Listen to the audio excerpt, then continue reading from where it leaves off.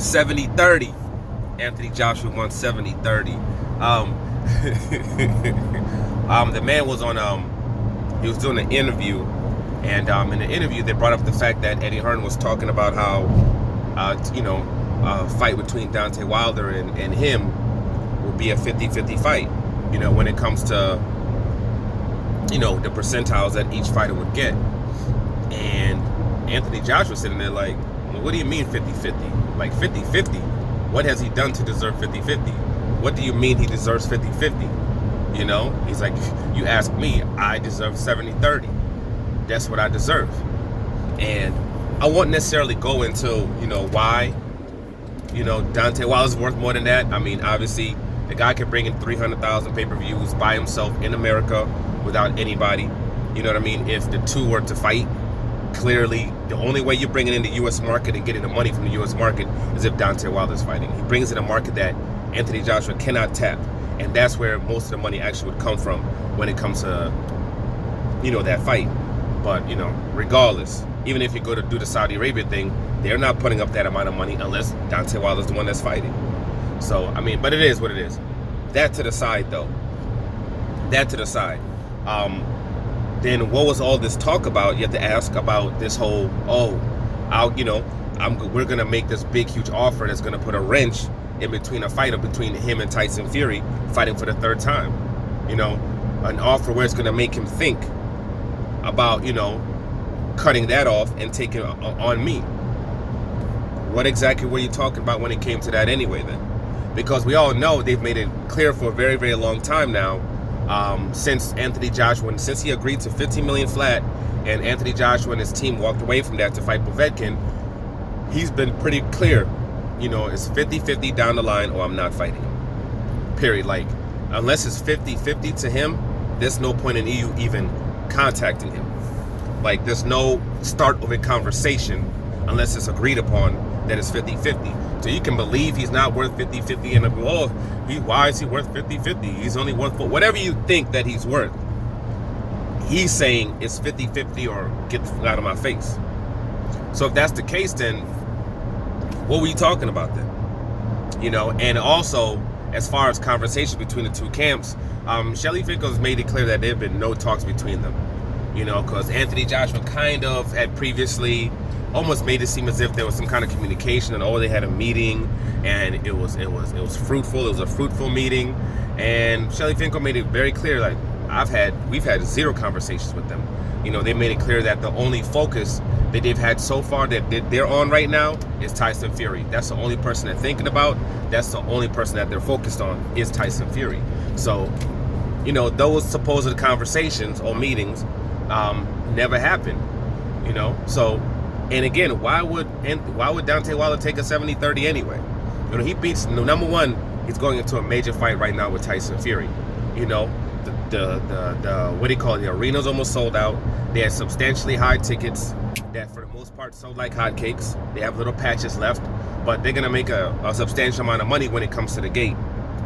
They're also gonna make a substantial money when it comes to the pay-per-view, and not to mention the merchandise, not to mention the concessions, not to mention the TV rights, all that stuff. They're gonna make a substantial amount of money when it comes off this fight. He loses this fight, clearly he's gonna fight Tyson Fury again with the rematch. If he wins this fight and Tyson Fury wants to fight him again, it's a 60-40 split for the winner. So he'll be getting a 60% split for the Tyson Fury fight for that rematch. So why exactly would he take a 30% cut from Anthony Joshua? Why would he take a 40% cut? And that's why I made it clear in the previous video of all of these other options that he has that can also fight this, besides Anthony Joshua. That's why he could fight a Dillian Whyte. He can fight a that kid from New York. The Polish dude, Adam Kalinowski. He can fight him. He's doing 300,000 plus with both of those guys, easy. And the television networks are putting up a substantial amount of money when it comes to having him fight. Fox will put up a lot of money because they don't only just look at the pay-per-view bout and how much the pay-per-view was brought in. Their main thing is also all the shoulder programming.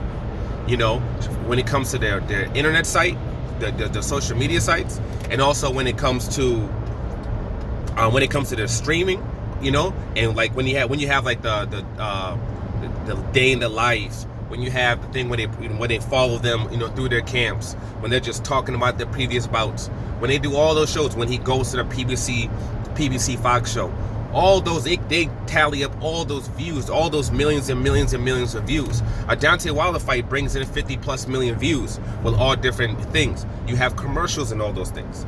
So they're making a substantial amount of money even before he actually fights. So they look at those things. That's why people are like, oh, they paid him like $20 million, 20 million plus to face, Andy Ruiz, or to face Ortiz. How did they make money off of it? Well, that's how they make their money. And that's why they're so happy when it comes to that. Even with all the different PBC shows they have, with the PBC fights that they have, they said their PBC is bringing in like 10, 15%, 10 or 15% of viewership that comes to that channel is from PBC, which is a substantial amount. 10, 15%. It's a lot. So that's what they also look at. So they'll give him the 20+ million. So regardless if he fights Anthony Joshua or not, he's going to be making a substantial amount of money. He's good when it comes to that. And at the same time, he's still building up his brand. So all this talk about, we're trying to make this fight. We want to make the fight. We want to face Wilder. We want to face Wilder. We want him next. You clearly don't. You clearly don't.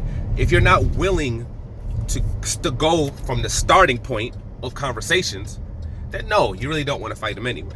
So pretty much at this point, it's just like previously before, like I said, there's no point in listening to anything that's said by this camp, because at the end of the day, they're not truly willing to do what it takes to make this bout happen. And I don't believe they want to do it regardless anyway. I believe it's going to be whatever the dude's name is for the IBF. After they're done with him, they're going to take on Usyk, and after they take on Usyk, they'll take on somebody else, and they're going to continue that trend. And we're just back on the trend, the roller coaster of, who did he fight? In my 19th fight, in my 20th, we're back to that again.